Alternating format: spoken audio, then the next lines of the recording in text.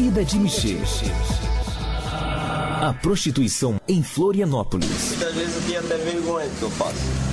Eu me desentendi com o cliente, acabou rolando uma violência, coisa e tal. Imagina tu ficar parado aqui, as pessoas olham assim, começam a dar risada. Minha própria namorada me discrimina porque eu sou garota de programa. A maioria queria que comesse ele e a mulher. A cada ano, o número de homens que procuram a prostituição cresce de forma significativa em Florianópolis. O Michê dificilmente é reconhecido, pois a grande maioria age de maneira discreta. No centro da capital, as ruas são referências tanto para as mulheres como para os homens que trabalham com a prostituição. Alguns profissionais optam por fazer anúncios nos jornais e na internet. Silvio tem 25 anos, trabalha como garoto de programa desde 2001 e conta como lida com sua profissão. Eu tinha de 15 para 16 anos, daí eu já comecei a curtir, sempre trabalhei, sempre tive meu dinheirinho próprio, né? Comecei a curtir balada e tal, desci aqui pro centro, era carnaval, daí eu fui lá na Ciro Luz, no baile do Roma, daí encontrei os gurizão lá, daí assim, ó, se tu ficar aqui durante a semana aqui, vai passar um monte de carro aqui. E os caras vão parar, vão perguntar quanto é que tu cobra, e daí tu dá o teu preço, que era R$50 no motel e 30 dentro do carro se fosse rápido. Eduardo tem 23 anos e trabalha nas ruas do centro de Florianópolis. Seu sonho é conseguir largar o vício das drogas. O sonho é ser feliz. Não depender de vício, vamos dizer assim, não ser escravo de vício. Além de trabalhar como garoto de programa, Eduardo é garçom. Sou garçom profissional, tenho curso profissionalizando Senac, tenho 6 anos de carteira assinada em um restaurante só. Já trabalhei em vários hotéis e restaurantes. Com 25 anos, Rafael é ex-Michê e comenta os lugares onde fez programas. Hoje ele trabalha como pintor. Já trabalhei em site, sauna. Hoje não vale mais a pena, não compensa mais. O normal é R$50, meia hora. Marcelo tem 21 anos, é estudante e faz programas nas ruas. Ele fala sobre sua procura pela prostituição. Eu conheci amigos assim, que estavam nessa questão e conforme a necessidade tal. Cheguei, parece que deu um salto na vida também, né, cara? Helena Pires, diretora do Grupo de Apoio à Prevenção à AIDS em Santa Catarina, o GAPA, comenta a respeito da profissão. Trabalhar com Michê é um trabalho muito importante aqui no GAPA, que a gente teve momentos que acolher até o cliente. A gente conheceu o cliente do Michê. O Michê se diz bissexual, que tanta maioria é casada, e tem casos e faz dessa profissão render alguma coisa. Minha profissão é suja e vulgar. Quero um pagamento para me deitar. Junto com você estrangular meu riso. Dê-me seu amor que dele não preciso. Aos 31 anos, Cauê é ex-stripper e garoto de programa. Ele trabalhou durante um ano nas boates, inclusive no clube de mulheres. Ele explica que há uma diferença entre trabalhar como gogoboy e stripper. O gogoboy é para público GLS, é para gay, para boate gay. Isso aí eu fazia. Apareceu várias propostas, mas eu não quis. Inclusive que é bem mais, o valor é mais alto. Então não tem peito para encarar isso aí. Esse tipo de trabalho. Andressa Vicentini é a autora do livro Um Olhar sobre a Prostituição Masculina. A autora tem outra definição para gogoboy. O gogoboy é o dançarino da boate e ou da sauna, e o garoto de programa é o garoto que se prostitui nas ruas, ou via internet, ou via telefone. Para trabalhar nas boates, são feitas algumas exigências. Cauê, ex-garoto de programa, comenta sobre isso. Tem que ser corpo sarado em um negócio grande. Não adianta aparecer lá com um negócio pequeno e um corpo saradão definidaço que não vai rolar. O conjunto inteiro, em todo, tudo de bom, entendeu? Lidar com o preconceito faz parte da vida dos garotos de programa. Silvio namora há 2 anos uma balconista e convive diariamente com a discriminação. Quando eu comecei a namorar, eu já falei pra ela a primeira semana, né? Olha só, assim, quer ficar? Tá tudo contigo. Não quer? Mas é complicado, né? Uma pessoa aceitar. E ainda mais se ela não for do ramo e for trabalhadeira, honesta. Tem uma pessoa de caráter, entendeu? Perante a sociedade, se eu chegar e dizer que eu sou um garoto, eu vou ser sempre discriminado, né? Minha própria namorada me discrimina por eu ser um garoto de programa. Eduardo é garçom profissional e trabalha como michê nas ruas. Ele também sente o preconceito bem perto de sua casa. Muitas vezes eu tenho até vergonha do que eu faço. Para muitas pessoas, muitos amigos, principalmente o pessoal vamos dizer assim, da comunidade, da favela, que é onde a gente mora. Marcelo também lida com o preconceito ao fazer programa nas ruas. Imagina tu ficar parado aqui, as pessoas olham assim, começam a dar risada, então tipo... Segundo o Cauê, que já trabalhou como stripper, o preconceito entre as mulheres está acabando. Aqui em Floripa, há tipo 10 anos atrás, ainda tinha um certo preconceito dessa história de mulher contratar garoto de programa. Agora não, muita gente fora, então isso aí aos pouquinhos foi acabando. Nas ruas, a profissão muitas vezes chamada de vida fácil, na verdade, é bem difícil. Silvio revela os motivos. O nível do cliente da rua é outro. São pessoas de classe baixa média, né? No máximo média, né? No máximo média, né? Que provavelmente ganham bem menos do que eu ganho, né? É o que procura o serviço na rua, né? Que é onde ali os guris estão ali expostos. Eles estão ali, eles não estão alimentados direito. Eles não estão sem dormir direito. Eles estão sem tomar banho.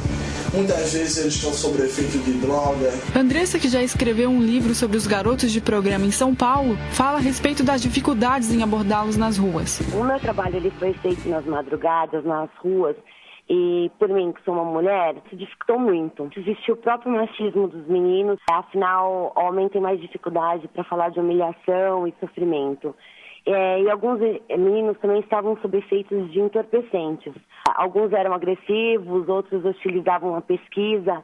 Enfim, a sociedade, e mais do que tudo, como eu estava no ambiente de trabalho deles, eu sabia que também eu estava atrapalhando o trabalho deles, e existia vários fatores contra. Outros meninos, eles também tinham medo de ser uma policial disfarçada. Existia também alguns tipos de cantada durante a pesquisa, que dificultava muitas vezes uma abordagem séria para o trabalho. E o tráfico de drogas, que é constante também no meio deles. O médico Edson Fedrizzi, que estuda doenças infecto-contagiosas há 10 anos, dentre elas a AIDS e o HPV, comenta que a maioria de seus pacientes são usuários de drogas endovenosas, ou seja, drogas injetáveis que são introduzidas no corpo com seringas e agulhas. O que nós observamos no nosso meio é principalmente a relação da infecção associada ao uso de drogas endovenosas, principalmente pelo lado masculino. E para as mulheres infectadas, há um grande número delas, cerca de 75%. No nosso meio, a infecção do HIV ela é transmitida pela via sexual. Drogas e prostituição estão interligadas. A escritora Andressa explica sobre esta relação. O garoto de programa ele divide espaço com o traficante. E muitas vezes ele precisa da droga para iniciar o programa, então para ter coragem de entrar na prostituição, e acaba continuando para poder manter o vício. E existe também o cliente que obriga o garoto a utilizar algum tipo de droga para poder fazer o programa. Silvio, profissional do sexo, comenta sobre seu envolvimento com as drogas. Quando eu não estou trabalhando, eu frequento os 2 barzinhos que tem na frente da minha casa, que é onde eu jogo sinuca, troco ideia com os caras e às vezes uso uma droga. Olha, é muito raro eu uso cocaína, né? Mas às vezes, tipo assim, igual ontem não sei o que me deu na loucura que eu dei 2 tec ontem, mas também foi só aqueles 2 tec que eu não quis mais, né? Porque minha expressão já muda, já se transforma tudo. É uma coisa que eu sei que não é pra mim, que eu já fui usuário de outras drogas mais pesadas, né? E eu sei que não é pra mim, entendeu? O que eu gosto mesmo é de maconha, né? O pedagogo Nelson Padilha faz trabalhos de campo nas ruas que são focos da prostituição masculina e orienta os garotos em relação à prevenção de doenças sexualmente transmissíveis. Para Padilha, o michê viciado no crack é capaz de submeter-se a qualquer coisa. Quanto mais o garoto vai afundando no crack, mais flexível ele fica nas suas barreiras, nos seus cuidados. Eles se submetem a qualquer coisa. Eles têm uma leitura muito boa de quem é cliente e de quem não é cliente. É engraçado que eu sou muito notívago, né? eu circulo muito nos espaços noturnos e eu não sou abordado por gogoboys. Eles não oferecem serviço para mim, nem com gesto, nem com palavra, nada, porque eles sabem quem é cliente e quem não é cliente. Agora, quando o cara começa a se afundar no crack, ele aborda todo mundo, ele assedia todo mundo. O médico ginecologista Edson Fedrizzi, que estuda doenças infecto-contagiosas, explica que hoje não existem mais grupos de riscos relacionados à AIDS. O que nós temos observado é que a cada ano, principalmente a infecção HIV, ela tem se tornado mais democrática, tanto nos homens quanto das mulheres. O ginecologista enfatiza. Na década de 80, nós tínhamos uma proporção de praticamente um caso nas mulheres para cada 50 casos em homens. Há mais ou menos uns 4 anos, esse papel ele já está praticamente 1 para 1. Então, para cada homem infectado pelo HIV, nós temos uma mulher infectada pelo HIV.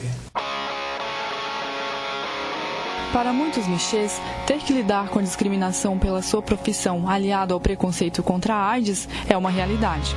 Caso Barros é coordenador da Federação dos Bandeirantes do Brasil, está fazendo projetos com o Grupo de Apoio e Prevenção à AIDS de Santa Catarina e fala sobre o preconceito. O preconceito é complicado e imagine o profissional do sexo, que ele já tem essa carga do preconceito por ser profissional do sexo, quando ele é soro positivo, sofre mais preconceito ainda, né?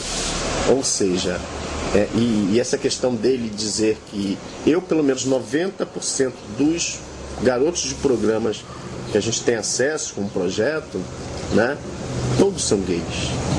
Eles afirmam com o cliente que não são gays, que são héteros, ou casados, não. Quando questionado sobre os garotos de programa, o ginecologista Edson comenta sobre seus pacientes que trabalham no ramo. Alguns pacientes mesmo do sexo masculino que vêm à procura por infecções que são garotos de programa e que acabam tendo lesões associadas à transmissão sexual, principalmente o HPV, ou as verrugas genitais. Um dos grandes problemas em lidar com a prostituição é justamente a questão do dinheiro. Helena Pires, diretora do Grupo de Apoio à Prevenção à AIDS, o GAPA, afirma que muitos profissionais se arriscam devido a um preço maior oferecido por alguns clientes para não usar o preservativo durante o programa. O valor do dinheiro faz com que muitas pessoas se coloquem em risco de alguma infecção, de alguma doença. O psicólogo Pedro Eliodoro relata que grande parte do público que procura serviços dos profissionais do sexo seja de homens. É muito mais comum que o público que procure a prostituição seja um público masculino, independente se esse público masculino procura mulheres ou procura homens, né? É estatisticamente muito mais comum que o homem faça uso desse serviço. Silvio diz que 99% dos seus clientes são homens casados. Além disso, ele também atende casais. Todos homens casados, todos eles casados.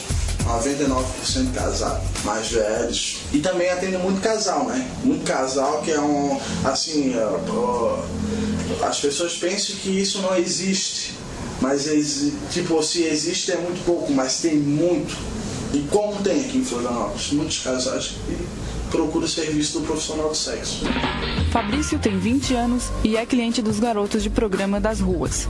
Ele revela o que acontece durante suas saídas com os profissionais. Todos os que eu saí até hoje, eles fazem tanto ativo como passivo. Mas no meu caso, eu prefiro que eles sejam passivos.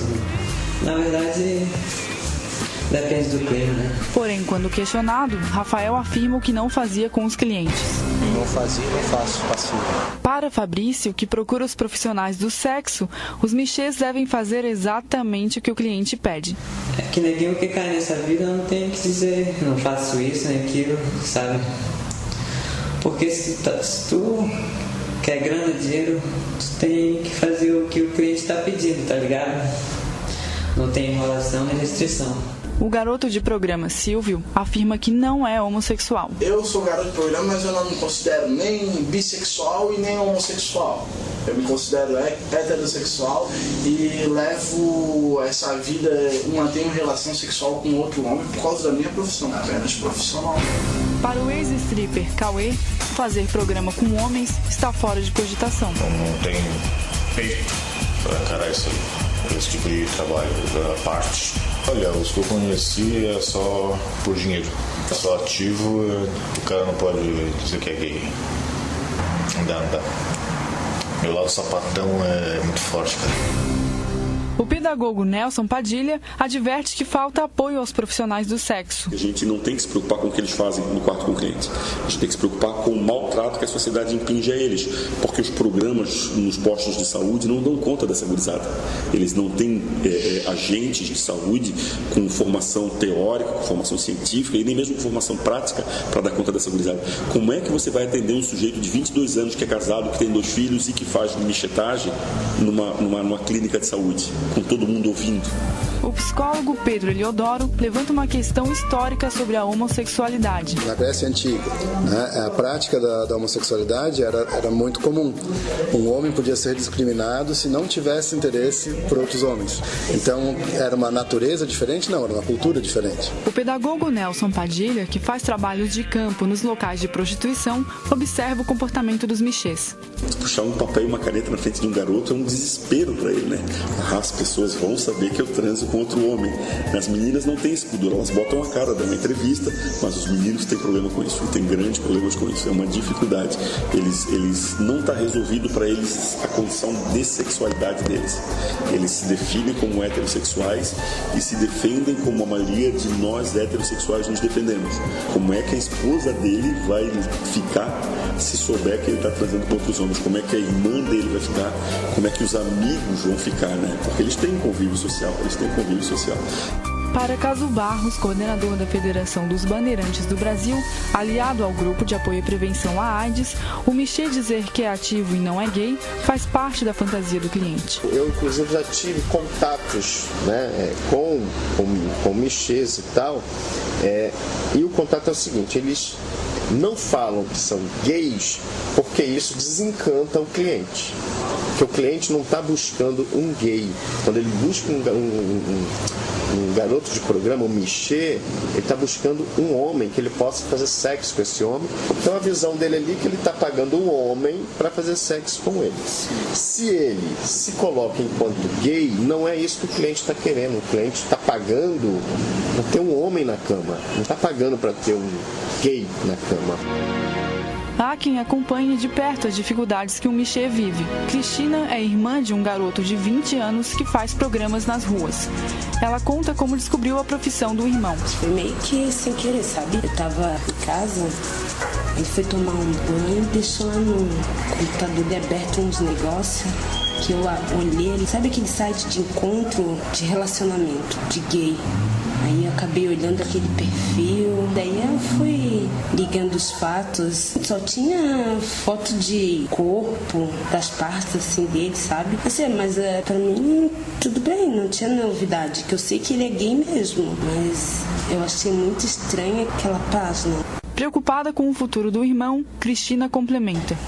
Eu sei que nesse negócio aí de andar com outro homem, que eu sei que tudo isso eles fazem, tem droga, bebida, tudo no meio, pega uma doença, uma AIDS, outras coisas assim, pode pegar. E ele diz pra mim que é por pouco tempo, mas eu tenho medo que o fim dele seja isso, né?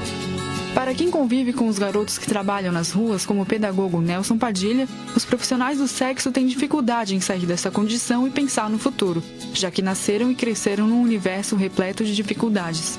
Tem um michê que tem uma história de rua nata, assim, que ele já nasceu filho da pedinte e que se criou no espaço de rua. Esse menino, a principal lacuna na etimologia dele, né, é a dificuldade de aprender o conceito de tempo. Eles não fazem planos para daqui a um ano, daqui a um mês. Eles não fazem planos para daqui a uma semana.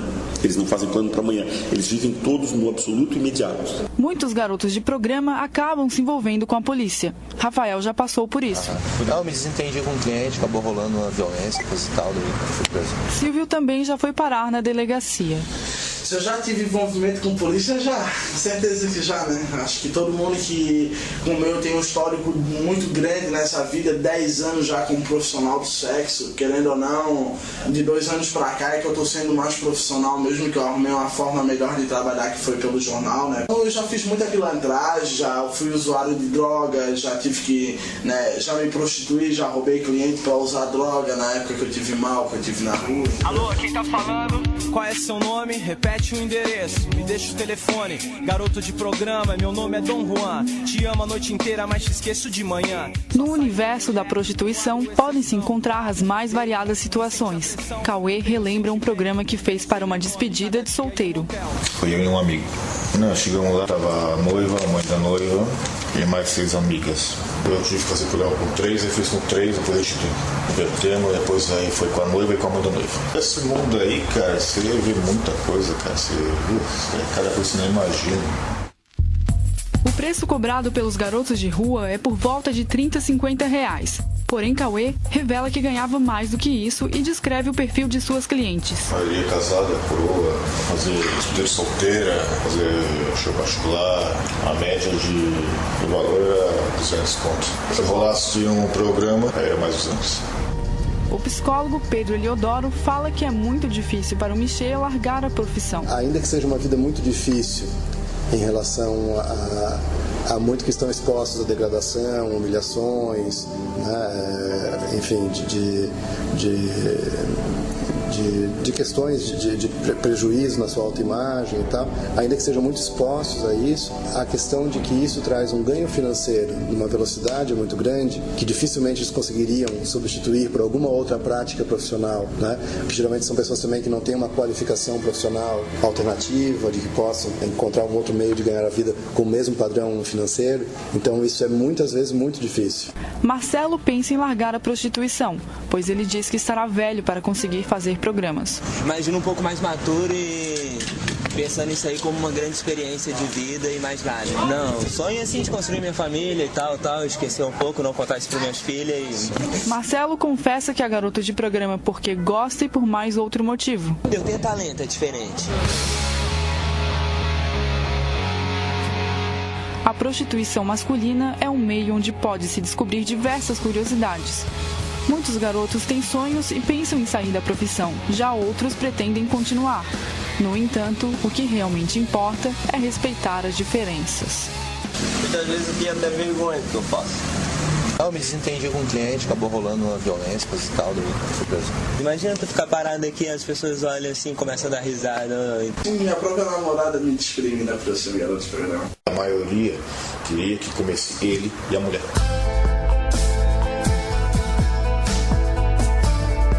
Vida de Michê. A prostituição em Florianópolis. É o trabalho de conclusão de curso da acadêmica Luiz Vieira. Orientador, professor Dr. Ricardo Medeiros. Locução do programa, Luiz Vieira. Locução de vinhetas, Alex Moriá. Edição e sonoplastia, Diego Oliveira. Curso de jornalismo, Faculdade Estácio de Sá de Santa Catarina. Segundo semestre de 2010.